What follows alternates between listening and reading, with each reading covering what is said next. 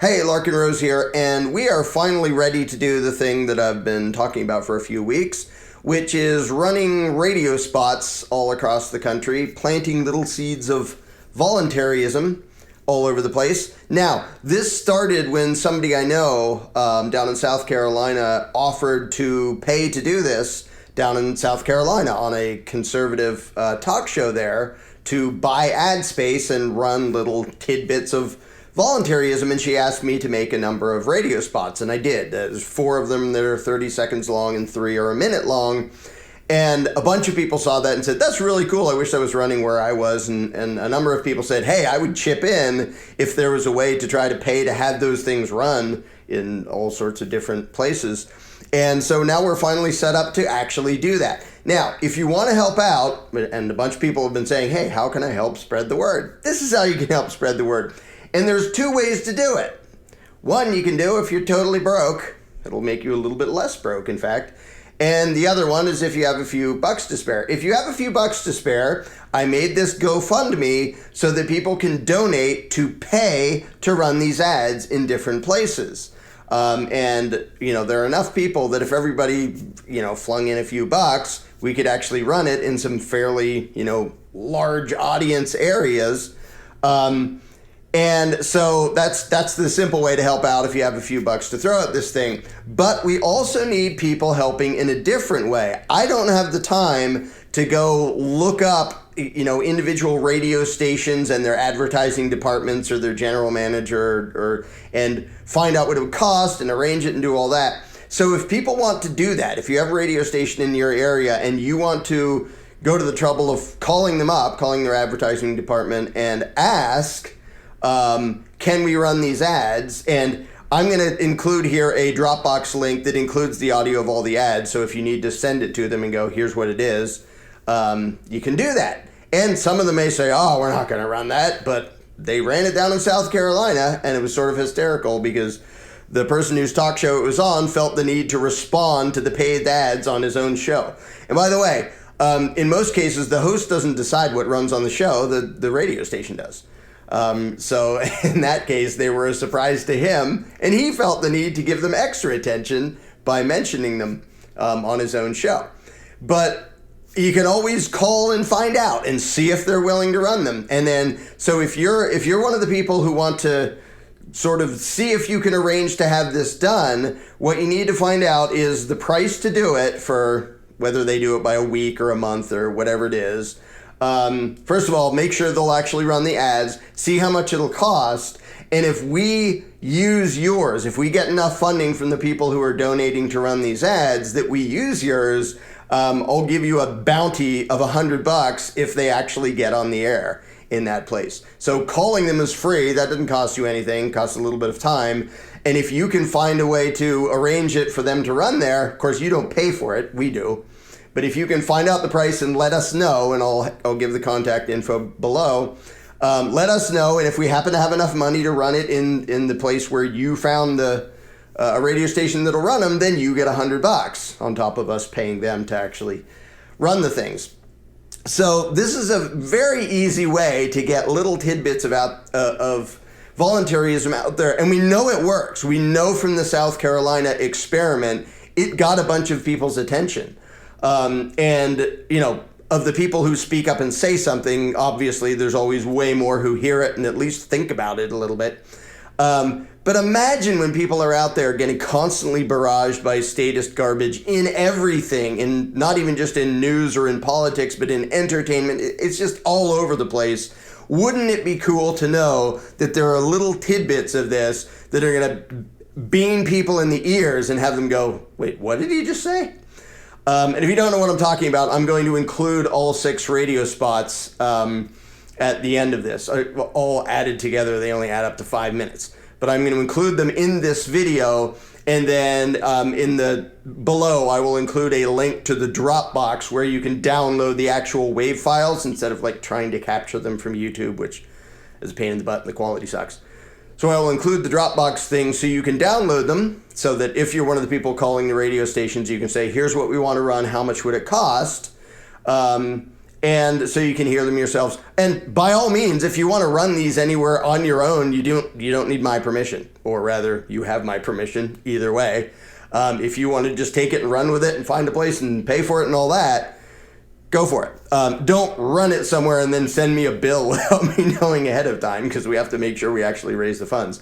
But if you want to do it yourself, great. And if there are little venues that'll do it for free, excellent. If you know somebody who has a podcast and dares to run these in between, cool, do that, whatever.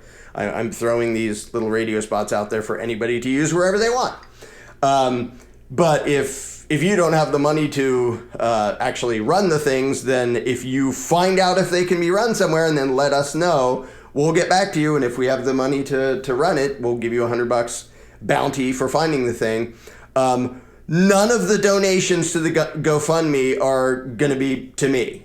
All of the money will be spent either paying for radio time or the $100 bounties for the people who arrange it and set it up to have it happen. None of it's coming to me. So it's all just paying that. Now, of course, I benefit by the fact that every spot at the end has a quick little mention of the most dangerous superstition. But if you listen to them, they're not like ads for the book. They're little self-contained nuggets of self-ownership and non-aggression and anti-authoritarianism and that sort of thing with a little mention at the end. So yes, I totally benefit from the fact that it's mentioning my book all over the place, but the point is to get the ideas out there. So 100% of what gets donated is either going to paying for radio time or the $100 bounties for people who set up ones that happen to work out. So if you want in on this, now's the time to do it. Lots of people tell me, how can I help? This is how you can help. And by the way, right now, from my own experience and a lot of people I've talked to, right now is the best possible time to get people to think about these things. I can't even count how many anarchists I've talked to who have said, suddenly with all the lunacy going on and the just totalitarian decrees and stuff, some of the statists I've been trying to get to listen to me for years are coming up to me and said, that thing you were talking about? A lot of people are open to it because of the stupidity going on right now. And we're in the middle of a freaking political campaign because election time is coming up. So there's that ridiculous abomination and ridiculous spectacle. So now's the time to throw these seeds out there and get people thinking that maybe there's something outside of the stupid, insane, immoral box of statism. So that's about it. I'm going to include the information down below in the description. And my email's in there too. If you have any questions about how it works or how you arrange it and stuff like that, fling me an email at larkenrose.com. And let's see if we can't plant some seeds here and there in some people's brains. And now, something to think about. We're taught as children that obedience to authority is a virtue and that doing as you're told makes you a good person. And all of the worst tyrannies in history depended upon people believing that. In reality, being moral means following your conscience and doing the right thing even when authority tells you not to. From Larken Rose, author of The Most Dangerous Superstition. And now, something to think about. All governments legalize aggression and extortion, but only when they do it. It's still illegal if you do it. Every law is a politician's command backed by a threat of violence. Get caught disobeying and you will be robbed or caged by their enforcers. And most people assume that is how things must be. It's not. From Larken Rose, author of The Most Dangerous Superstition. And now, something to think about. It's wrong to start a fight. You have the right to defend against aggressors, but you never have the right to be the aggressor. We all know that. Unfortunately, what we don't all know is that having a badge and a uniform and calling the aggression law does not make it right. From Larken Rose, author of The Most Dangerous Superstition. And now, something to think about. If it's wrong for you to do a certain thing, is it any better for you to ask someone else to do the same thing for you? No, obviously not. So, do you vote for politicians to do things that you know you would have no right to do yourself? If so, stop it. From Larken Rose, author of The Most Dangerous Superstition. And now, something to think about. The American culture is somewhat schizophrenic.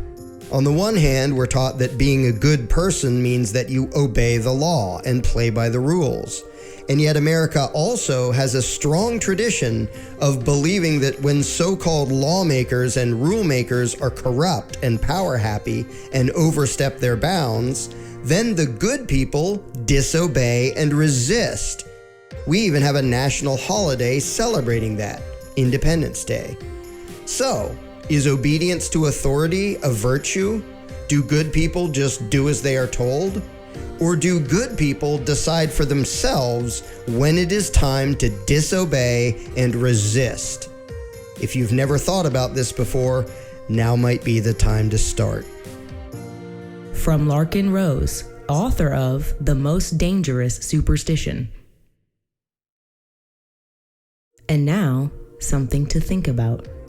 A lot of Americans wear it as a badge of honor to be law-abiding taxpayers, and yet when watching movies, those same Americans cheer for the anti-establishment rebels who fight against political power.